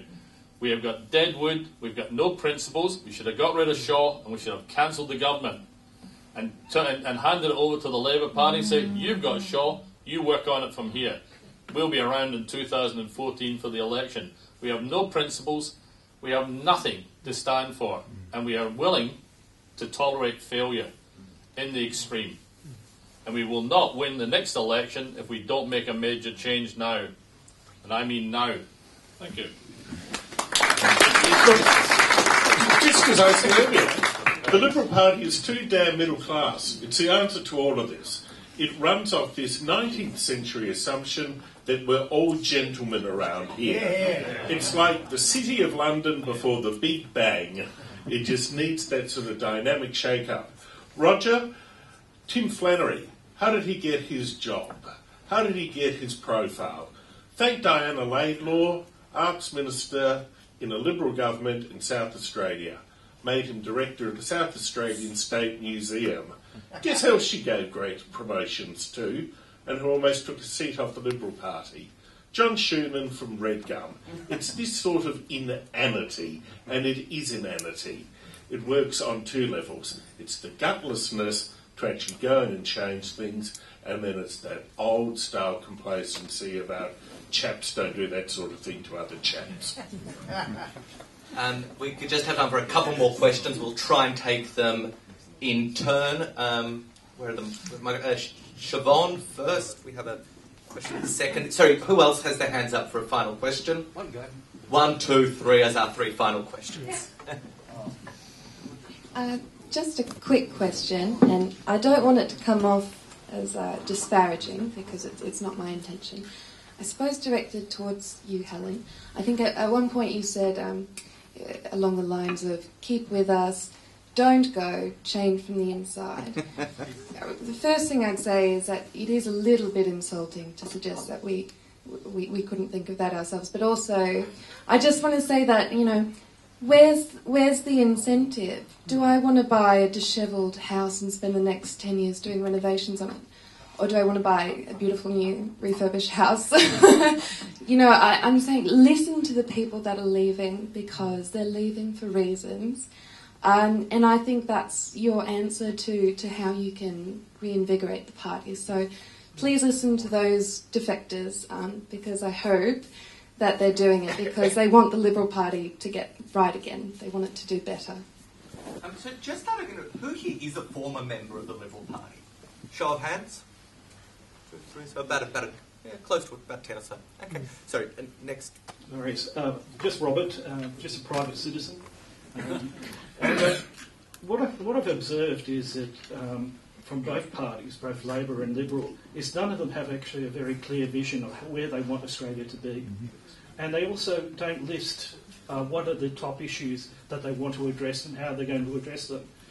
There's lots of superficial arguments, but I don't see any clear plan, clear vision from any of the parties. And that's what I'm, personally speaking, that's what I'm looking for. I'm looking for a party that will actually stand up for their vision, support their vision, and have some measure of credibility and stand by that vision. To me, both parties have lost a lot of credibility because they say one thing, do another. They don't stand up for really anything, and they don't have anything listed out there and to support particular issues. They're locked into particular ideologies, left, right. Personally speaking, I don't care about ideology. What I'm looking for is I'm looking for a party which gives us a solution. And Australia has a lot of serious issues. That's our last question. Well, that's a big responsibility. Last question. I'm not a party member at all. I live in a fairly safe seat, so I'm not sure my vote really does a lot. But the one thing I do, and my wife and others I know, we actually watch television, and the question of conviction, charisma, has got me confused really, because if the majority of the panel thinks that way, I'd like to ask them a question, maybe especially for Helen Kroger who's been there. Who is it who organises the media brief snapshots where a talking head gets up and talks with conviction about whatever it is that that particular person is trying to push? And what I see is that flanked on either side of this talking head are people who've been selected for something, but it's not conviction, I can tell you, because they're scratching their ear or yawning or shifting from foot to foot, and it wouldn't matter how good the communicator as the talking head would be if the people on either side of him looked like they couldn't give a rat's as to what was happening. And I think that's a really big problem for media strategists who are organising those. Enough said.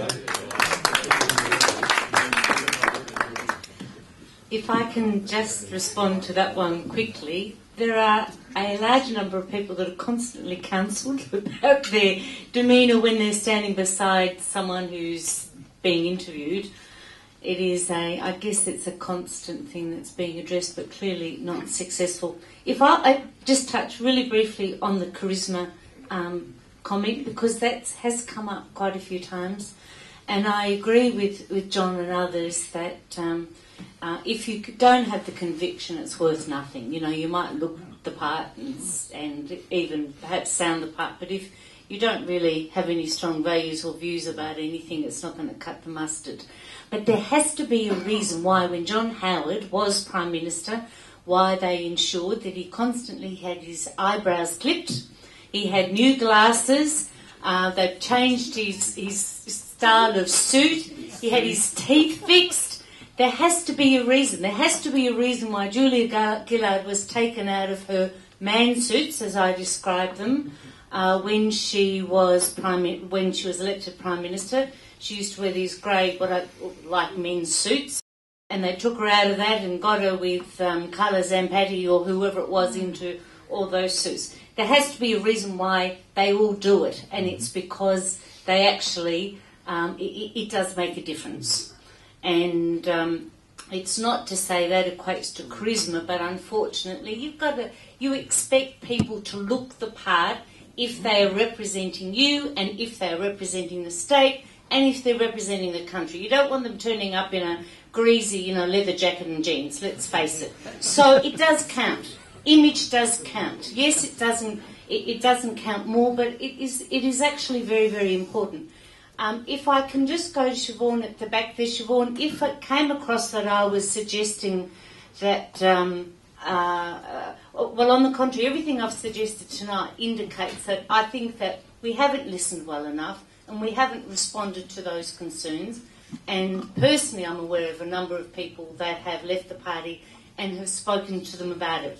My point about changing from within and not giving up, it was said in the context that, like John Roskam here, he's the man who ran for pre-selection, state pre-selection recently, was not successful, but he still gets up on the platform day after day after day espousing his strong beliefs. He has not given up, and that's where I'm coming from.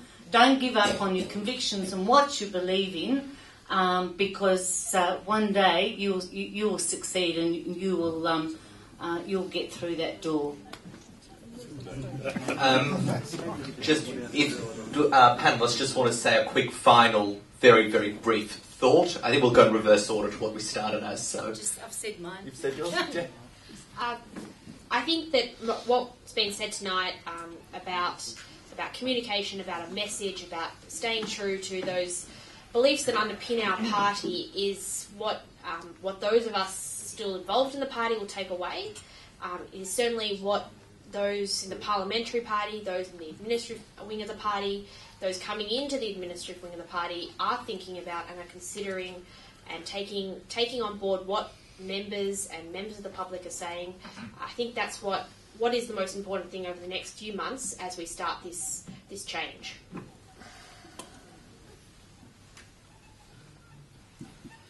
In terms of the Lee model that he used to predict election results, the unemployment rate in Queensland has only increased by 0.5% over the last electoral cycle, so I expect Mr Newman's government to be returned. However, looking at the betting markets, I do not expect Mr Newman himself to be returned, but I discovered at the conversation that you can be the Premier of Queensland without actually being a Member of Parliament, which is simply astonishing. But I suppose anything happens in Queensland and will happen tomorrow. So I'm expecting that we will see a Queensland coalition government tomorrow, and the New South Wales government will be returned to. For all of the discussion we've had tonight about the issues of the campaign and the issues of the government, in the end the election was actually quite close. The swing was just over 3%, and if you compare that swing to recorded likely swings that even the Newman government, which I think is a very good government, could face, that in the scheme of things was not actually a large swing. It was terribly disappointing to lose, and it reveals that in 4 years' time in Victoria, there's every likelihood Matthew Guy could be Premier. Now, the challenge for all of us, from whatever political persuasion we have, is to make sure whoever is the government and the Premier does as good a job as possible. And this has been a really good process to make sure that is going to happen. And I suppose I should put my journalistic hat back on and just point out a rather interesting paradox. Probably politicians are at some of their weakest stages ever because of the nature of the globalised modern economy.